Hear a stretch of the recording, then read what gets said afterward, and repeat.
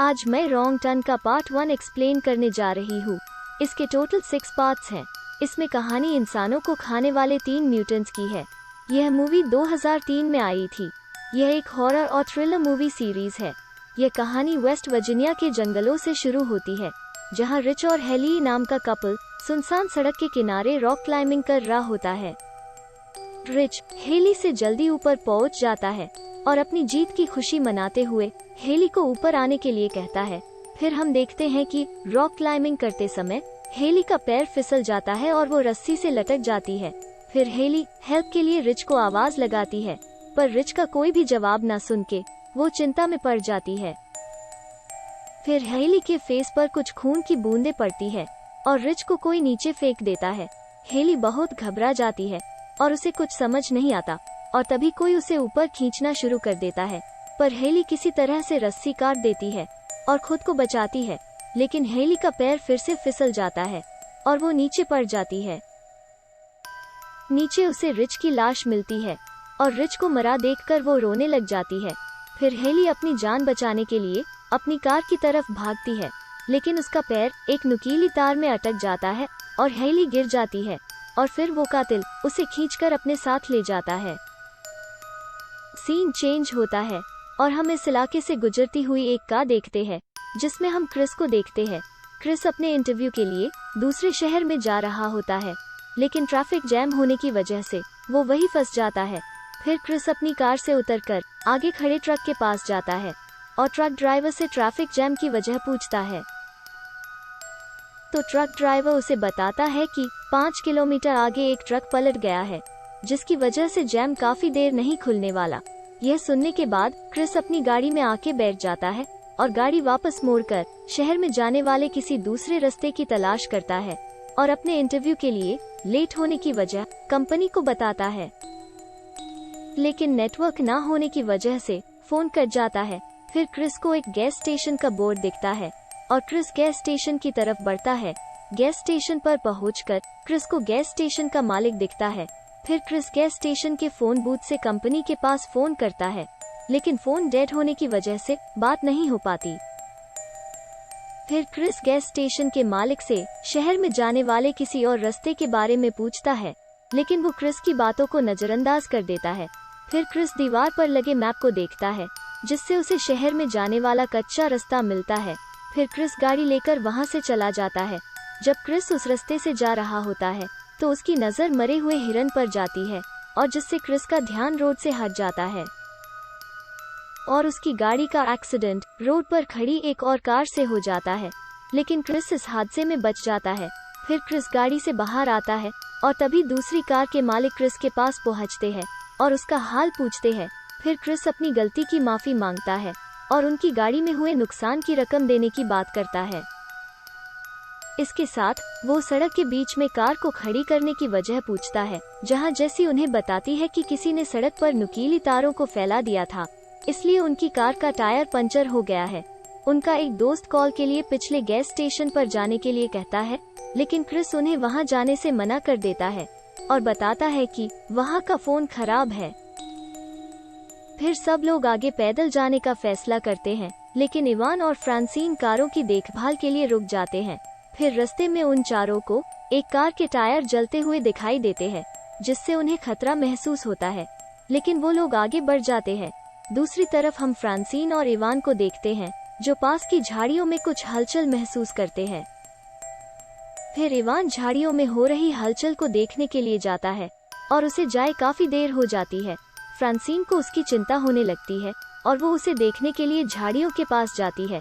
जंगल में आगे चलने पर फ्रांसीन को इवान का जूता पड़ा हुआ मिलता है और कुछ ही दूरी पर उसे इवान का कटा हुआ कान दिखता है, और यह देखकर वो रोने लग जाती है और वहां से भागने की कोशिश करती है। लेकिन तभी एक कातिल उसको गले से पकड़ लेता है और उसे जान से मार देता है। दूसरी तरफ वो चारों लोग चलते चलते एक घर के पास पहुंच जाते हैं और फिर क्रिस को बहुत सारी कार्स देखकर हैरानी होती है, और फिर वो लोग घर का दरवाजा खटखटाते हैं, लेकिन घर पर कोई नहीं होता और वो लोग फोन की तलाश में अंदर चले जाते हैं। घर अंदर से बहुत ही ज्यादा गंदा होता है, जैसे सालों से किसी ने इसकी सफाई ही ना की हो। फिर इन लोगों को बहुत सारी कार की चाबियां मिलती हैं और क्रिस को फ्रिज खोलने पर सदमा लगता है। उसे फ्रिज के अंदर बहुत सारे ह्यूमन पार्ट्स मिलते हैं। इसे देखकर वो घबरा जाता है और फिर जेसी को वही नुकीली तार मिलती है जिससे उनकी गाड़ी का टायर पंचर हुआ था। फिर वो लोग जल्दी से घर से बाहर निकलने की कोशिश करते हैं, लेकिन तभी एक ट्रक घर की ओर आता है। कातिलों को घर की तरफ बढ़ता देख वो लोग पीछे के दरवाजे से भागने की कोशिश करते हैं, लेकिन दरवाजा बाहर से बंद होता है और वो लोग वहीं फंस जाते हैं। फिर वो लोग घर में ही छुप जाते हैं और तभी कातिल फ्रांसीन की लाश के साथ घर में अंदर बढ़ता है। फिर पहली बार मूवी में 3 आदमखोरों को दिखाया जाता है। फिर वो तीनों म्यूटेंट्स लाश को काटना शुरू कर देते हैं और फिर फ्रांसीन की लाश को खाकर सो जाते हैं। मौका देखकर क्रिस और बाकी लोग घर से बाहर निकलने की कोशिश करते हैं, लेकिन तभी एक म्यूटेंट की आंख खुल जाती है और वो इन लोगों को घर से निकलता देख लेते हैं और फिर वो लोग घर के पीछे से होते हुए जंगल की तरफ भाग जाते हैं, लेकिन वे आदमखोर उनका पीछा करना शुरू कर देते हैं। फिर क्रिस उनके ट्रक को चोरी करने का प्लान बनाता है। फिर क्रिस चिल्लाते हुए आदमखोरों का ध्यान अपनी तरफ करता है और जंगल की तरफ भागना शुरू कर देता है। तभी एक म्यूटेंट उसके पैर में गोली मार देता है और वो घायल हो जाता है। फिर हम स्कॉट को देखते हैं जो चिल्लाते हुए जंगल की तरफ भागता है और फिर सारे आदमखोर उसके पीछे जंगल में चले जाते हैं। तभी एक तीर स्कॉट के सीने से पार हो जाती है और वो मर जाता है। फिर जेसी और क्रिस मौके का फायदा उठाकर काली के साथ उनका ट्रक लेकर भाग जाते हैं, लेकिन थोड़ी दूर जाने पर उनका ट्रक कीचड़ में फंस जाता है और उन तीनों को वो ट्रक वहीं छोड़ना पड़ता है। फिर वो तीनों जंगल में होते हुए रोड की तरफ बढ़ते हैं। काफी समय निकल जाता है और वो तीनों एक जगह आराम करते हैं। तभी काली को एक वॉच टावर दिखाई देता है और फिर वो तीनों बहुत खुश हो जाते हैं और जल्दी से मदद के लिए उस वॉच टावर पर चढ़ जाते हैं, लेकिन उन्हें वॉच टावर में कोई नहीं मिलता। यह देखकर वो एक बार फिर से निराश हो जाते हैं। जेसी को एक फर्स्ट एड किट मिलती है जिससे वो क्रिस की पट्टी करती है। फिर काली की नजर एक रेडियो पर जाती है और वो मदद के लिए कांटेक्ट करती है, लेकिन क्रिस देखता है वे आदमखोर वॉच टावर तक आ पहुँचे हैं। फिर क्रिस वॉच टावर के एंट्री गेट पर बहुत सारा सामान रख देता है ताकि वो म्यूटेंट्स अंदर ना आ सके।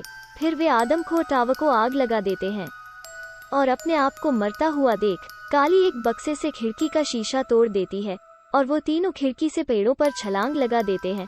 फिर वे आदमखोर उन्हें पेड़ों पर कूदता देख लेते हैं और वे आदमखोर भी पेड़ों पर चढ़ जाते हैं।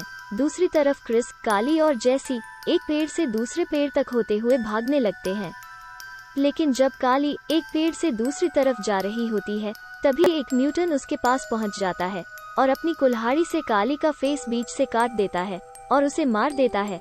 अब हम क्रिस और जेसी को देखते हैं। वो दोनों जंगल से होते हुए रोड की तरफ बढ़ते हैं, लेकिन तभी एक आदमखोर उन पर हमला कर देता है और जेसी को उठा ले जाता है।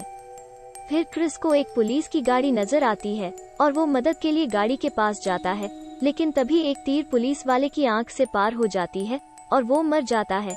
और फिर हम देखते हैं एक आदमखोर क्रिस को मारने के लिए आता है और क्रिस अपनी जान बचाने के लिए गाड़ी के नीचे छिप जाता है और जब आदमखोर गाड़ी के नीचे देखता है तो उसे कुछ नहीं मिलता, जिससे वो हैरान हो जाता है और गाड़ी लेकर चला जाता है। दूसरी तरफ हम देखते हैं कि वन आई म्यूटेंट जेसी को मारने ही वाला होता है, लेकिन तभी उसे गेट पर गाड़ी की आवाज आती है और वो गेट के पास चला जाता है और तभी क्रिस गाड़ी को उसके ऊपर चढ़ा देता है और गाड़ी से उतरते हुए वो बचे हुए दोनों म्यूटेंट्स को मार देता है और फिर वो जेसी को खोलने लगता है, लेकिन तभी एक आदमखोर उस पर हमला कर देता है। फिर जेसी क्रिस को मरता देख आदमखोर पर एक तीर से हमला करती है और उसे मार देती है, लेकिन वो आदमखोर फिर से जिंदा होने लगते हैं। फिर जेसी और क्रिस घर से बाहर आते हैं और फिर क्रिस को एक गाड़ी का फ्यूल टैंक दिखता है और क्रिस इस पर गोली चला देता है और एक बहुत बड़ा ब्लास्ट होता है जिससे पूरा घर तबाह हो जाता है और फिर क्रिस और जेसी ट्रक में बैठकर वहां से चले जाते हैं। फिर वो दोनों उसी गैस स्टेशन पर पहुंच जाते हैं और गैस स्टेशन का मालिक उस ट्रक को अपनी तरफ बढ़ता देख गैस स्टेशन के दरवाजे बंद कर लेता है और क्रिस गाड़ी से उतरता है और वहां पर लगे मैप को उतार लेता है और वो दोनों वहां से चले जाते हैं और मूवी इसी के साथ खत्म हो जाती है। आई होप आपको मेरी एक्सप्लेनेशन अच्छी लगी होगी और ऐसी ही एक्सप्लेनेशन के लिए चैनल को सब्सक्राइब करना ना भूले। Thank you.